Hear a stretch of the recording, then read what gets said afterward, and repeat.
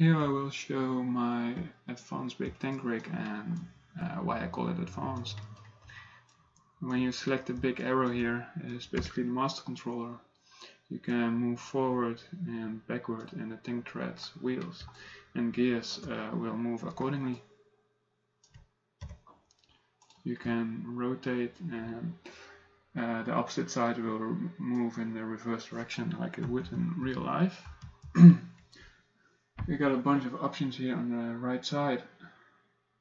You can turn off the engine, which basically stops the rotation of the treads, the gears and the wheels. All options are keyable that I made for the tank. As you can see, the tank has a pretty high poly count, which can be inconvenient in high poly scenes, so I made a low poly version. You can see it has a dramatic effect on the poly count,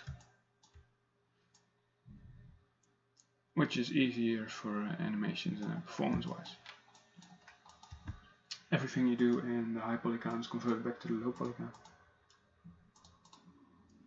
You can move the body forward and backward, and if you want you can drive like that as well. So you basically change the profile of the tank. You move it sideways, because it's a cartoon tank. I was like, why not? Maybe you could do it in real life, depends on how you build it.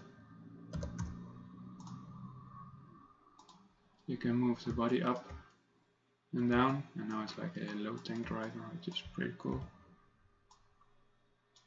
And to show it's all back converted to the low poly, which is the low poly version is green, so you can immediately see in what state you are.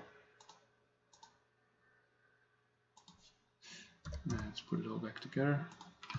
And now we have a target over here, and the target is for the turret to follow. There are no flipping issues whatsoever. You can go up and down and the cannon will follow the direction with a certain limitation, so it doesn't clip through the mesh. Now I got more controls on the target over here, which is deploy drill. The reason why I put it on the target and not on the master controller is because I can move the target and the drills follow the turret. Now it doesn't look like much, but when I turn the engine of the drills on and it's all automatic, no keyframes are needed, then you can see the drills going up and down with a bunch of options. Here you can see the speed that goes in that direction, which I have at 250 because I think that's a good value. Here you can see the speed of going up and down. If I put it at 0, you can see it doesn't go up and down.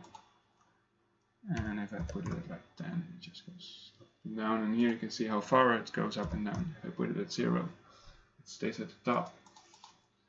Put it at 1, it goes a bit up and down. And if I put it at the highest, you can see how high it goes.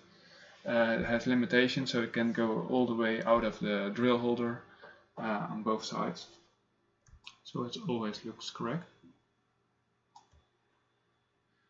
You can also move synchronization, so it looks more interesting in animation, so it doesn't all look the same.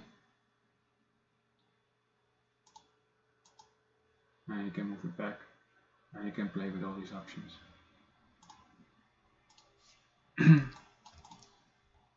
If you want, you can rotate the drill as well, and then you have a drill like that, and you can do it on the opposite as well. When you're done, you can basically collapse the drill. And those were the options of the master controller and the target. Now I will show you why I call it an advanced tank rig. I'll make a simple terrain. I'm making a plane and scaling it. Putting the subdivisions to 50 each. Now you can see these controls here on the side of the wheels, which are basically made for constraining to a terrain. So you select the terrain and you select the controller. You go to constrain and geometry constrain it. So instead of the wheels are floating into the air, it is constrained to the plane or the terrain. And you can do this for all the controls. And I just hit the G key to repeat, so I don't have to go back to the menu the whole time. I wanted to make a script for it so you don't have to do it manually, but now you can see the inner workings instead of just pressing a button and you see magic appears. And it just takes a few seconds. I watched certain rigging tank videos, and I've seen that the wheels go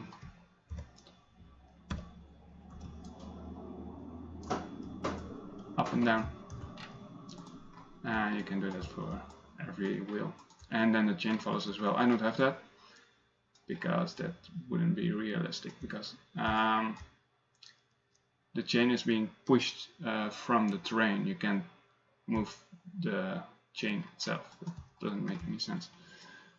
What I've done as well is research on tank dynamics, so that the wheels going up and down for other videos is pretty cool and nice and all, but the tank will stay flat. So when you have something in the way and the wheels only go up and down and the tank stay at the same height, it will never go across.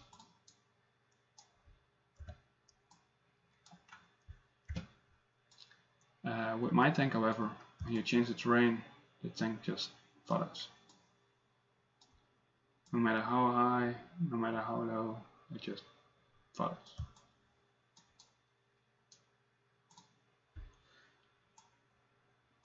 And to show this complex suspension system, I will open my groups. Here you can see how complex the whole rig is. It's all very neatly categorized. And you can basically select the target or the route, and you can just move over the terrain without any problem. And you can rotate as well. And of course we can make it low so it would move faster. Now to show a more interesting terrain, I made a video, one of the earlier versions I made for my rig. This was all for the suspension itself. First I had dynamics, but then I realized how unstable dynamics were in Maya. When you use the slider, the time slider in Maya, the whole rig just breaks. And when you move the tank itself with the dynamics on it as well, and now you can move it in real time without any problems because there are no dynamics. Here you can see that the tank just follows the terrain. I animated the master control from right to left, and in between I just move the terrain to other positions. So it basically loops the tank, and then I just change the terrain. We're not gonna watch the whole video, but I'm gonna show some interesting terrains to show it can go pretty crazy, and the tank still has no problems with it.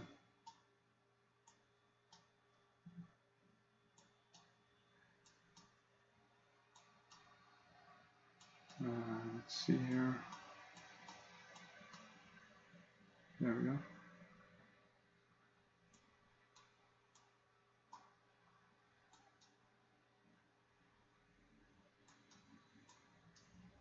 And here I just build a terrain, and it can go down as well. Alright, so that was the tank.